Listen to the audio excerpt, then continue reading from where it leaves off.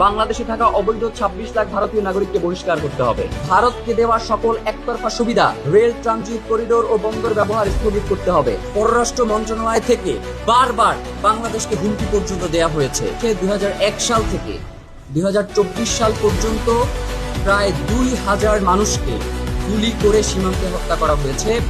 গড়ে যেটা প্রত্যেক ১২ দিনে একজনকে করে হত্যা করা হয়েছে। আন্তর্জাতিক একটা আইন রয়েছে অনুপ্রবেশকারীদের ক্ষেত্রে। ভারত সরকার কোনোভাবেই সেই আন্তর্জাতিক আইনের তোয়াক্কা করছে না। গত ৫৫ বছর ধরে তারা সীমান্ত হত্যাকে জিরোতে নামিয়ে নেয়ার যে আশ্বাস তারা দিয়ে আসছে সেটাকে তারা ভঙ্গ করছে এবং তারা সীমান্তে হত্যার পাশাপাশি বাংলাদেশের রাজনীতিতে একের পর এক হস্তক্ষেপ করছে। তারা বাংলাদেশের সামরিক সক্ষমতা অর্জনের কাজে বাধা হয়ে দাঁড়াচ্ছে। একটা স্বাধীন সার্বভৌম রাষ্ট্র কতটুকু সামরিক সক্ষমতা অর্জন করবে সেটা ঠিক করে দিচ্ছে ভারত। এর থেকে লজ্জা একটা স্বাধীন সার্বভৌম রাষ্ট্রের জন্য কিছু হতে পারে না। সেই ঘটনার জের ধরে তারা আগরতলার বাংলাদেশ দূতাবাসে হামলা করেছে। পররাষ্ট্র মন্ত্রণালয় থেকে বারবার বাংলাদেশকে হুমকি পর্যন্ত দেওয়া হয়েছে। কিন্তু এই যে এখন যে ঘটনাগুলো ঘটছে সেক্ষেত্রে ডক্টর খলিল সাহেব আসলে কি করছেন? মানে আমরা জানতে চাই বা যে বাংলাদেশে কোনো পররাষ্ট্রমন্ত্রী এই মুহূর্তে আছেন কিনা। বাংলাদেশ সরকার তার স্বাধীনতা সার্বভৌমত্ব রক্ষায় ভারতকে সে হুমকি মনে করছে কিনা এখন পর্যন্ত সেইভাবে আমরা কোনো দৃশ্য দেখতে পাচ্ছি না।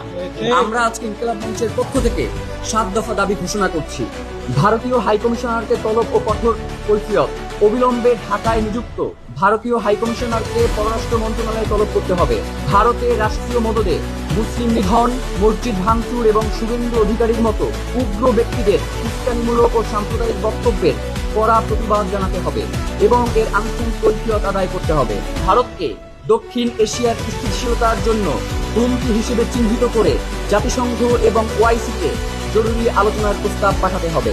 ভারতের অভ্যন্তরে মুসলিম জেনোসাইড রুখতে সেখানে আন্তর্জাতিক পর্যবেক্ষক দল পাঠানোর জন্য সরকারকে কূটনৈতিক তৎপরতা বাড়াতে হবে। দফা ৩, সীমান্তের প্রতিটি হত্যাকাণ্ডের বিপরীতে আন্তর্জাতিক মানবাধিকার আদালত এবং জাতিসংঘে ভারতের বিরুদ্ধে মামলা করতে হবে। বিএসএফকে একটি খুনি বাহিনী হিসেবে আন্তর্জাতিকভাবে চিহ্নিত করে তাদের উপর অর্থনৈতিক ও কূটনৈতিক নিষেধাজ্ঞা আরোপের দাবি করতে হবে।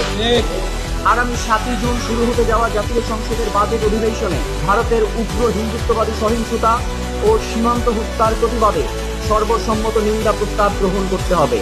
এছাড়া গত ১ দশকে সীমান্তে নিহতদের তালিকা ও ভারতে ক্ষতিগ্রস্ত ধর্মীয় স্থাপনার পরিসংখ্যান নিয়ে একটি রাষ্ট্রীয় শ্বেতপত্র প্রকাশ করতে হবে।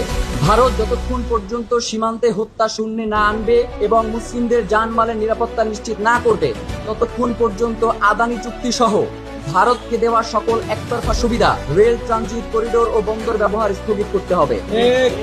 আমরা বাংলাদেশের অন্তর্বর্তীকালীন সরকারের একজন উপদেষ্টার বরাতে আমরা জানতে পেরেছি আসিফ নজরুল, তার মাধ্যমে যে বাংলাদেশে অবৈধভাবে ২৬ লাখ ভারতীয় কর্মরত রয়েছেন।